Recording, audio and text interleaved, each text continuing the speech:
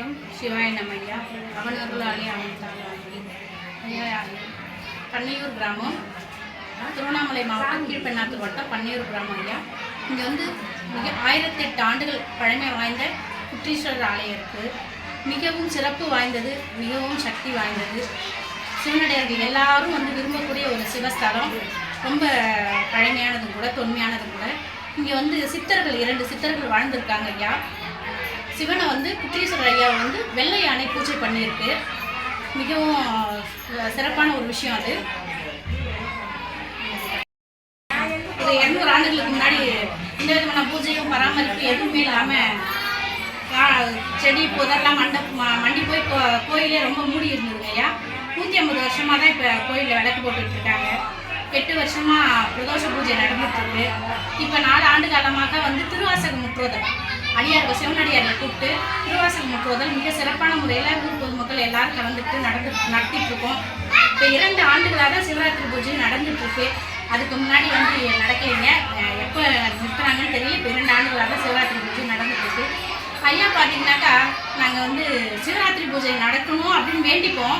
எங்களுக்கு அதை நடத்துறதுக்கான வழிமுறைகள் தெரியல. ஆவூர் சிவாலயத்தில் தான் நாங்கள் சிவராத்திரி பூஜை பார்ப்போம். மகா சிவராத்திரி இங்கே வந்து நடக்கலையன்ற மன வருத்தம் இருந்துச்சு.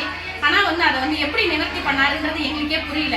யாருமே தெரியாத ஒரு சிவனடியார் வந்து எங்களுக்கு வந்து ஃபோன் பண்ணி, அம்மா நீங்கள் சிவராத்திரியை நடத்துங்க, நாங்கள் அதுக்கான 4 கால பூஜைக்கான எல்லா பொருட்களும், நாங்கள் அபிஷேக பொருட்களும், வஸ்திரம் எல்லாமே நாங்கள் தரோம், நீங்கள் சிறப்பாக செய்யுங்கம்மா அப்படின்னாங்க. யாருமே தெரியாத ஒருத்தர் சொன்னது வந்து எங்களுக்கு வந்து அது அண்ணாமலையார் வாக்காக தான் நாங்கள் வந்து நினச்சி நடத்திட்டு இருக்கோம்.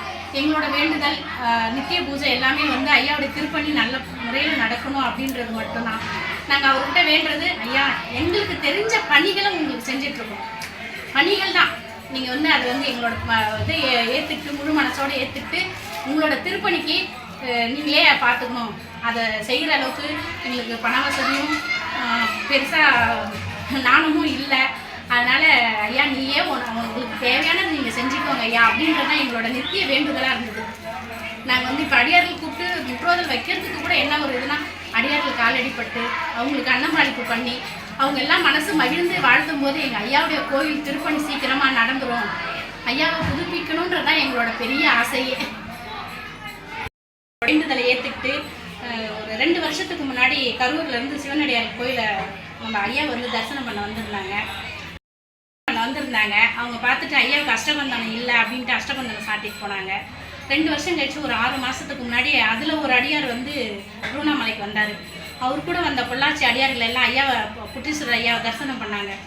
அவங்க போய் ஐயா இப்படி சிதிலமான நிலைமையில் இருக்காரு அப்படின்னு சொல்லிட்டு எல்லாருமே கண்ணீர் விட்டு அழுதுட்டாங்க ரொம்ப. அவங்க போயிட்டு அப்புறம் பொள்ளாச்சியில் எல்லார்கிட்டையும் பேசியிருக்காங்க.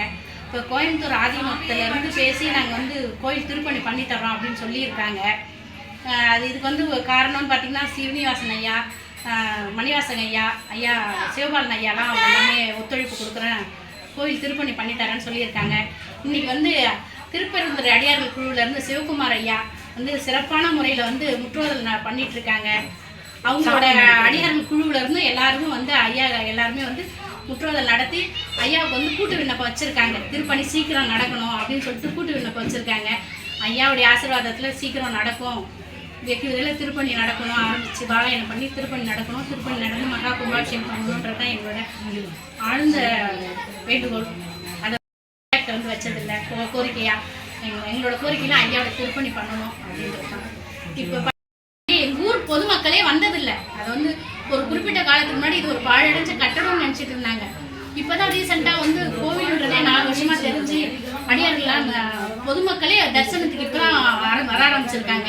ஆனால் அடியார்கள் பார்த்தீங்கன்னா இப்போ பெருமளவில் திருவண்ணாமலைக்கு வர அடியார்கள் பாதி பேர் வந்து குற்றீஸ்வரர் தரிசனம் பண்ணாமல் யாருமே போகிறதில்ல. அந்த அளவுக்கு வழிபாட்டே இல்லாதது வந்து இப்போ அடியார்களோட வழிபாட்டுக்கு வந்து பெருசாக வந்துருக்குது. எனக்கு வந்து பெரிய மகிழ்ச்சியாக இருக்குது. போற்றியோம் நமச்சிவாய.